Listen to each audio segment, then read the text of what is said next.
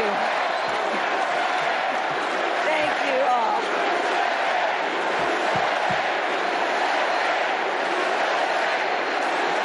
Thank you all. Okay, we got to get to some business. We got to get to some business. Okay, thank you all. Okay. Thank you, thank you, thank you, thank you, thank you. Thank you, thank you, please, thank you, please, thank you so very much. Thank you, everyone. Thank you, everyone. Thank you. Okay, let's get to business. Let's get to business. All right. So let me start by thanking my most incredible husband, Doug, for being an incredible partner to me, an incredible father to Cole and Ella, and happy anniversary, Dougie. I love you so very much. To our President, Joe Biden. When I think about the path that we have traveled together, Joe, I am filled with gratitude. Your record is extraordinary, as history will show, and your character is inspiring. And Doug and I love you and Jill and are forever thankful to you both.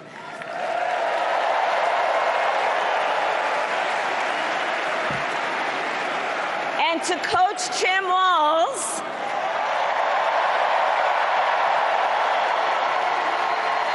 you are going to be an incredible vice president. And to the delegates and everyone who has put your faith in our campaign, your support is humbling. So, America, the path that led me here in recent weeks was no doubt unexpected. But I'm no stranger to unlikely journeys. So, my mother, our mother, Kamala Harris, had one of her own. And I miss her every day, and especially right now. And I know she's looking down smiling.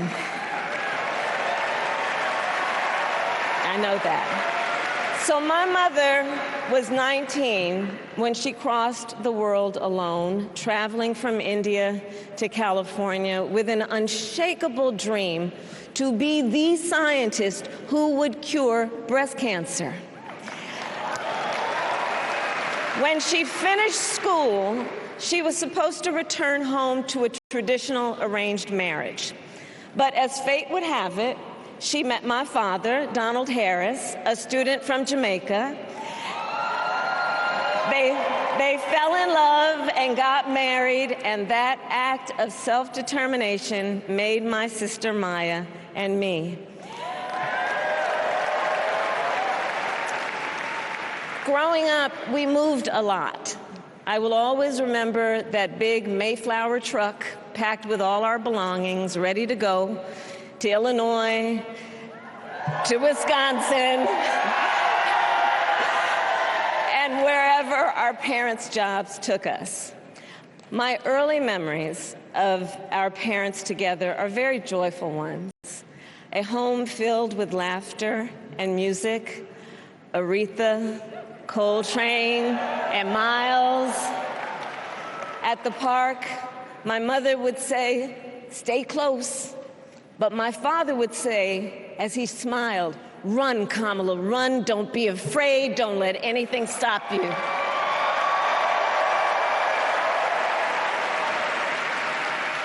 From my earliest years, he taught me to be fearless.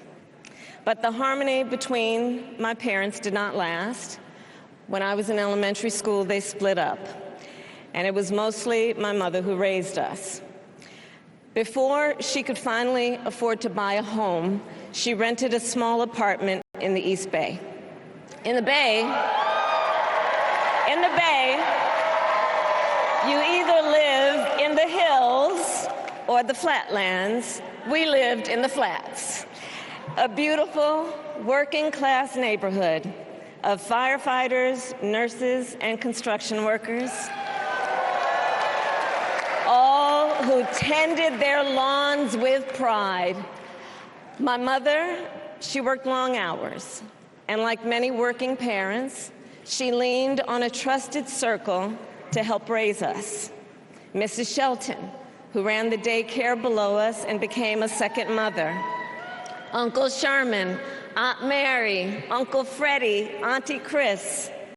None of them family by blood, and all of them family by love.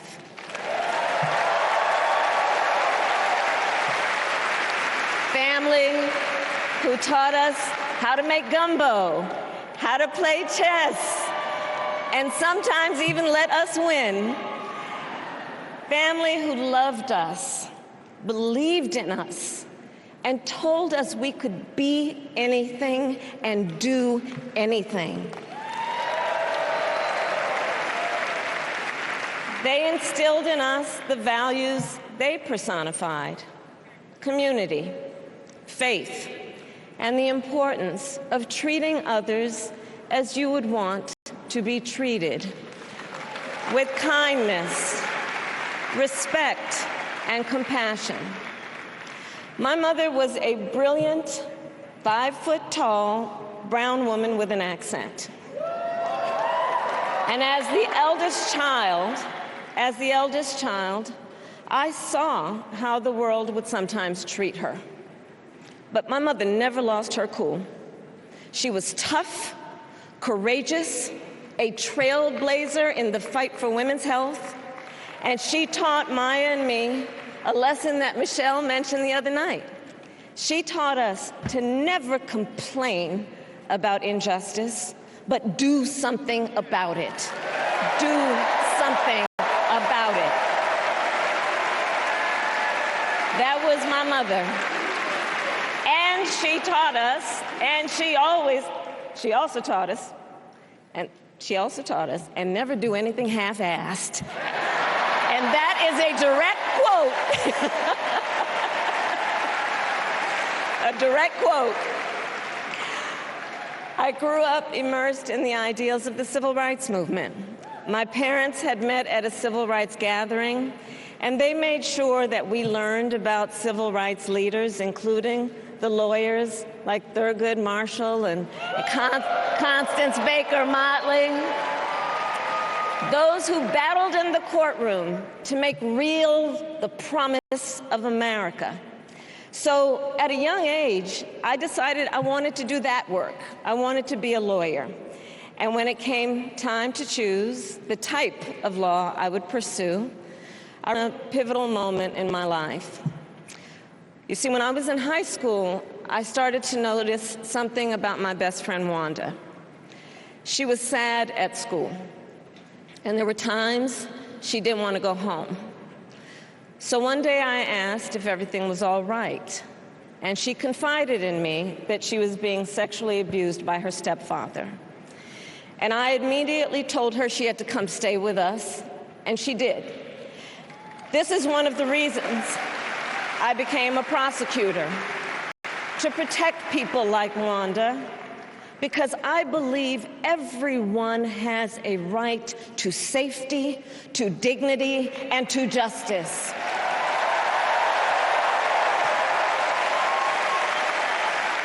As a prosecutor, when I had a case, I charged it not in the name of the victim, but in the name of the people. For a simple reason. In our system of justice, a harm against any one of us is a harm against all of us.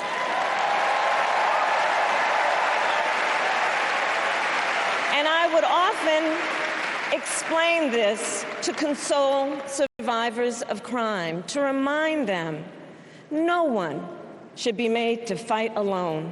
We are all in this together.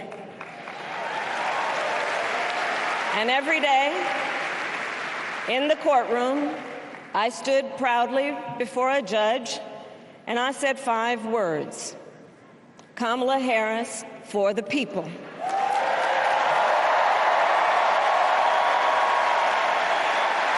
And to be clear, And to be clear, my entire career, I've only had one client, the people. And so, on behalf of the people, on behalf of every American, regardless of party, race, gender, or the language your grandmother speaks, on behalf of my mother and everyone who has ever set out on their own unlikely journey, on behalf of Americans like the people I grew up with, people who work hard, chase their dreams, and look out for one another, on behalf of everyone whose story could only be written in the greatest nation on earth, I accept your nomination to be President of the United States of America.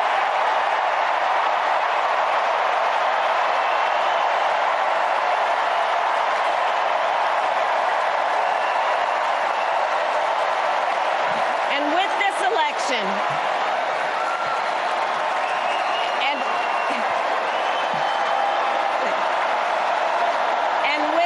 election, our nation with this election has a precious, fleeting opportunity to move past the bitterness, cynicism, and divisive battles of the past, a chance to chart a new way forward. Not as members of any one party or faction, but as Americans. And let me say, I know there are people of various political views watching tonight, and I want you to know, I promise to be a president for all Americans. You can always trust me to put country above party and self, to hold sacred America's fundamental principles, from the rule of law to free and fair elections to the peaceful transfer of power.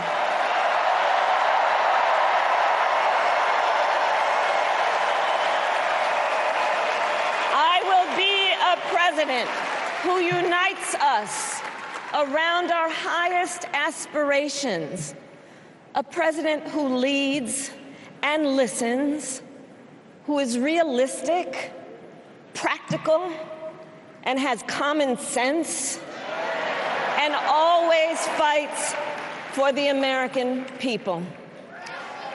From the courthouse to the White House, that has been my life's work. As a young courtroom prosecutor in Oakland, California, I stood up for women and children against predators who abuse them. As Attorney General of California, I took on the big banks, delivered $20 billion for middle-class families who faced foreclosure, and helped pass a homeowner bill of rights, one of the first of its kind in the nation. I stood up for veterans and students being scammed by big for-profit colleges, for workers who are being cheated out of their wages, the wages they were due, for seniors facing elder abuse. I fought against the cartels who traffic in guns and drugs and human beings, who threaten the security of our border and the safety of our communities. And I will tell you, these fights were not easy, and neither were the elections that put me in those offices. We were underestimated at practically every turn, but we never gave up, because the future is always worth fighting for. And that's the fight we are in right now, a fight fight for America's future.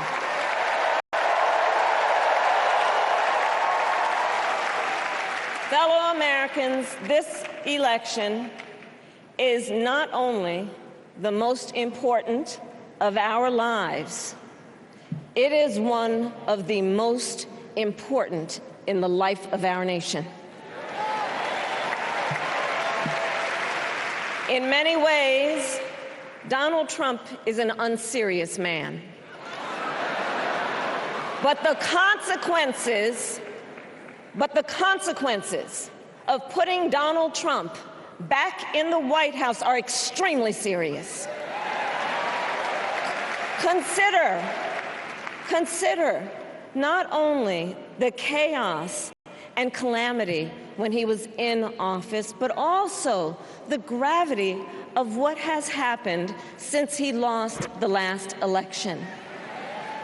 Donald Trump tried to throw away your votes. When he failed, he sent an armed mob to the United States Capitol, where they assaulted law enforcement officers. When politicians in his own party begged him to call off the mob and send help, he did the opposite. He fanned the flames. And now, for an entirely different set of crimes, he was found guilty of fraud by a jury of everyday Americans and separately found liable for committing sexual abuse. And consider what he intends to do if we give him power again. Consider his explicit intent to set free violent extremists who assaulted those law enforcement officers at the Capitol. His explicit intent to jail journalists, political opponents, and anyone he sees as the enemy. His explicit intent to deploy our active duty military against our own citizens. Consider the power he will have, especially after the United States Supreme Court just ruled that he would be immune from criminal prosecution. Just imagine Donald Trump with no guardrails, and how he would use the immense powers of the presidency of the United States, not to improve your life, not to strengthen our national security, but to serve the only client he has ever had, himself.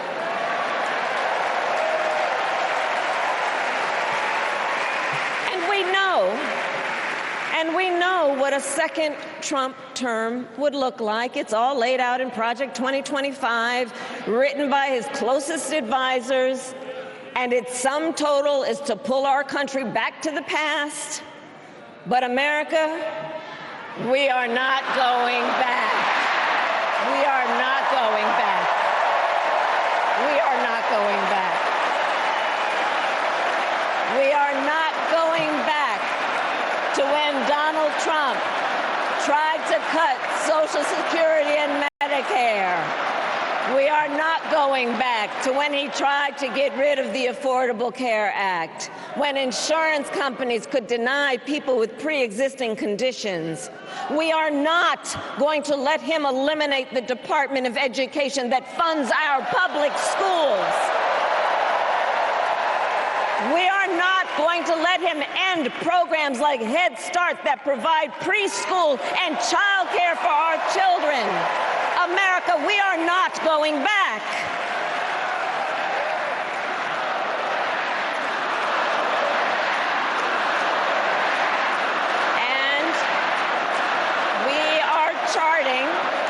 And we are charting a new way forward.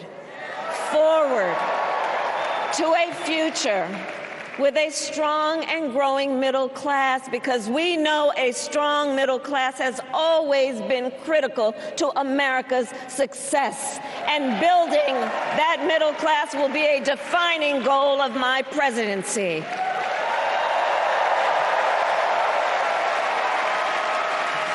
And I'll tell you, this is personal for me.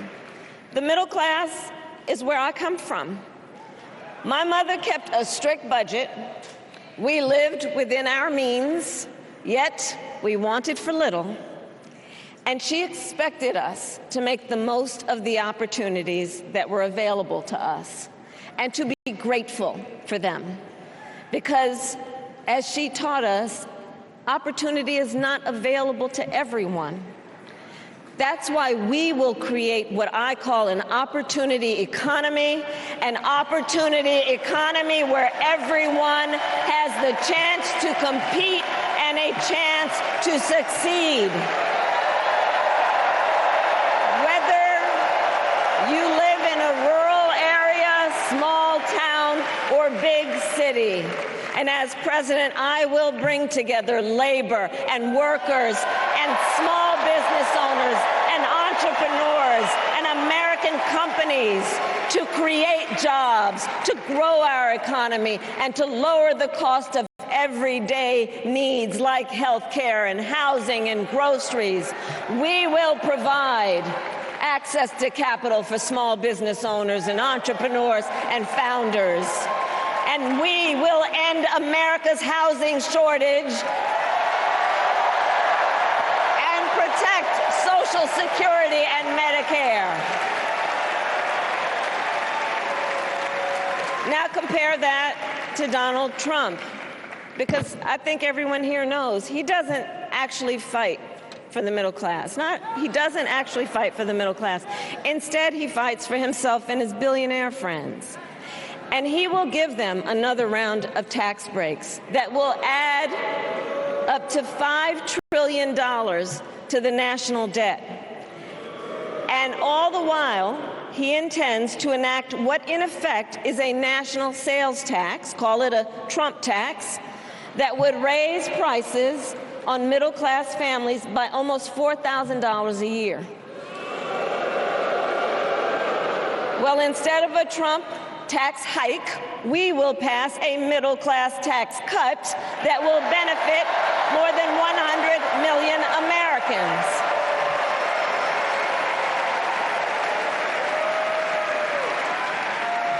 Friends, I believe America cannot truly be prosperous unless Americans are fully able to make their own decisions about their own lives, especially on matters of heart and home. But tonight, in America, too many women are not able to make those decisions. And let's be clear about how we got here. Donald Trump handpicked members of the United States Supreme Court to take away reproductive freedom. And now he brags about it.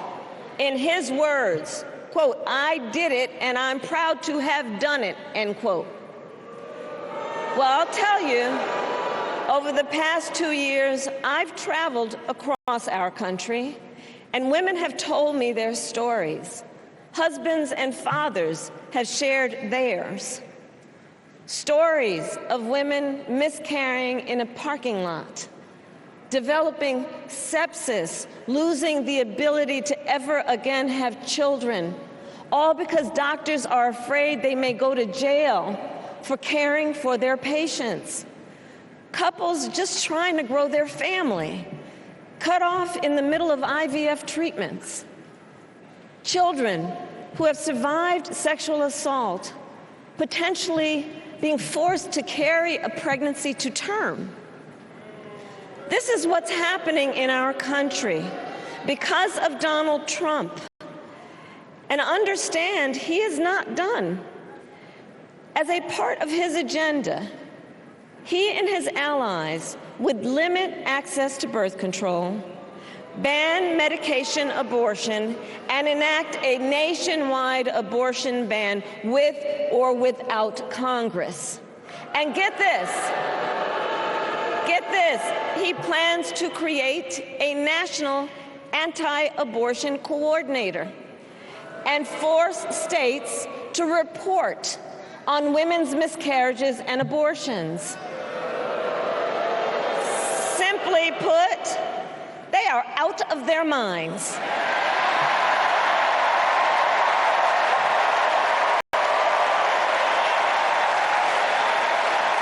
And one must ask, why exactly is it that they don't trust women? Well, we trust women. We trust women. And when Congress passes a bill to restore reproductive freedom, as President of the United States, I will proudly sign it into law.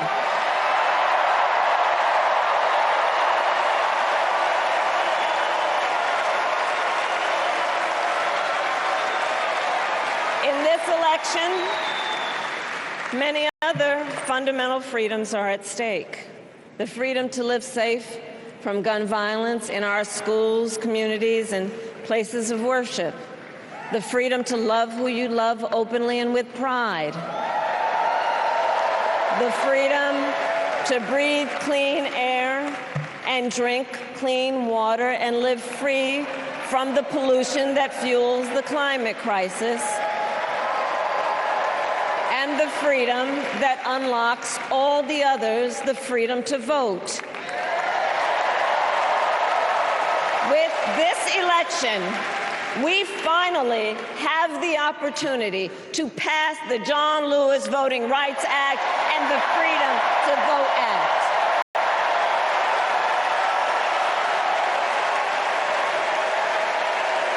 And let me be clear. After decades in law enforcement, I know the importance of safety and security, especially at our border. Last year, Joe and I brought together Democrats and conservative Republicans to write the strongest border bill in decades. The Border Patrol endorsed it. But Donald Trump believes a border deal would hurt his campaign. So he ordered his allies in Congress to kill the deal. Well, I refuse to play politics with our security, and here is my pledge to you. As president, I will bring back the bipartisan border security bill that he killed, and I will sign it into law. I know we can live up to our proud heritage as a nation of immigrants and reform our broken immigration system. We can create an earned pathway to citizenship and secure our border.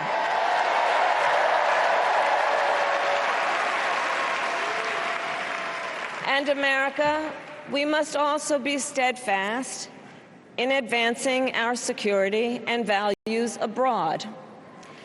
As Vice President, I have confronted threats to our security, negotiated with foreign leaders, strengthened our alliances, and engaged with our brave troops overseas.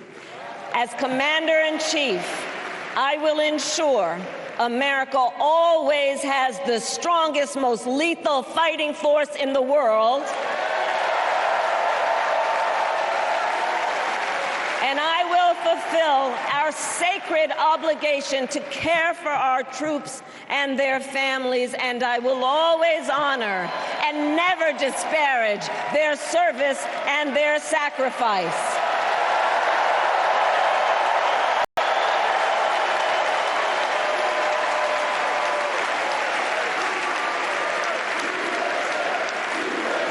I will make sure that we lead the world into the future on space and artificial intelligence, that America, not China, wins the competition for the 21st century, and that we strengthen, not abdicate, our global leadership. Trump, on the other hand, threatened to abandon NATO. He encouraged Putin to invade our allies, said Russia could, quote, do whatever the hell they want. 5 days before Russia attacked Ukraine, I met with President Zelensky to warn him about Russia's plan to invade. I helped mobilize a global response, over 50 countries, to defend against Putin's aggression. And as president, I will stand strong with Ukraine and our NATO allies.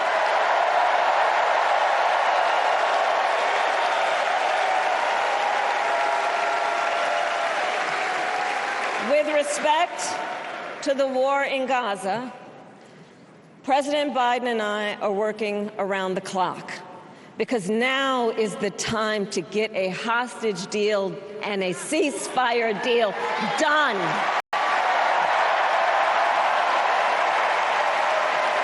And let me be clear, I will always stand up for Israel's right to defend itself, and I will always ensure Israel has the ability to defend itself, because the people of Israel must never again face the horror that a terrorist organization called Hamas caused on October 7, including unspeakable sexual violence and the massacre of young people at a music festival. At the same time, what has happened in Gaza over the past 10 months is devastating. So many innocent lives lost. Desperate, hungry people fleeing for safety over and over again. The scale of suffering is heartbreaking.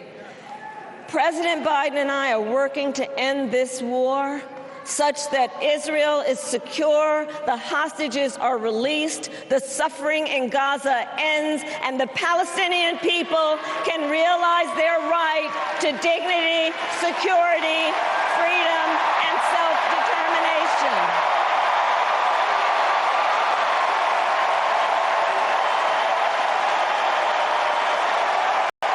And know this, I will never hesitate to take whatever action is necessary to defend our forces and our interests against Iran and Iran-backed terrorists. I will not cozy up to tyrants and dictators like Kim Jong-un, who are rooting for Trump,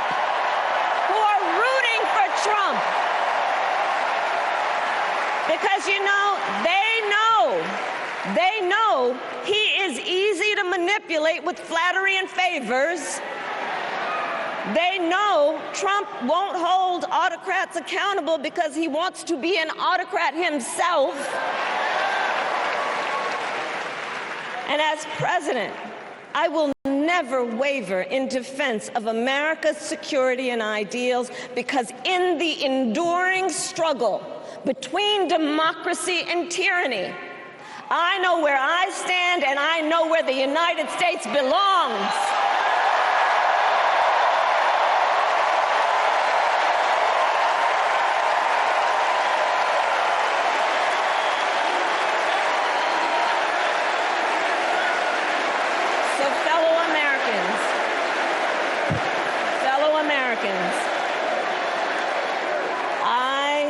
I love our country with all my heart. Everywhere I go, in everyone I meet, I see a nation that is ready to move forward, ready for the next step in the incredible journey that is America. I see an America where we hold fast to the fearless belief that built our nation and inspired the world, that here in this country, anything is possible, that nothing is out of reach. An America where we care for one another, look out for one another, and recognize that we have so much more in common than what separates us. That none of us has to fail for all of us to succeed. And that in unity there is strength. You know, our opponents in this race are out there every day denigrating America, talking about how terrible everything is. Well, my mother had another lesson she used to teach. Never let anyone tell you who you are. You show them who you are. America, let us show each other and the world who we are and what we stand for. Freedom, opportunity, compassion, dignity, fairness, and endless possibilities.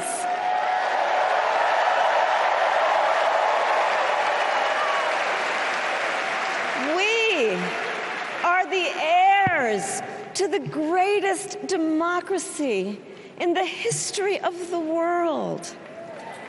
And on behalf of our children and our grandchildren and all those who sacrificed so dearly for our freedom and liberty, we must be worthy of this moment. It is now our turn to do what generations before us have done, guided by optimism and faith, to fight for this country we love, to fight for the ideals we cherish, and to uphold the awesome responsibility that comes with the greatest privilege on earth, the privilege and pride of being an American.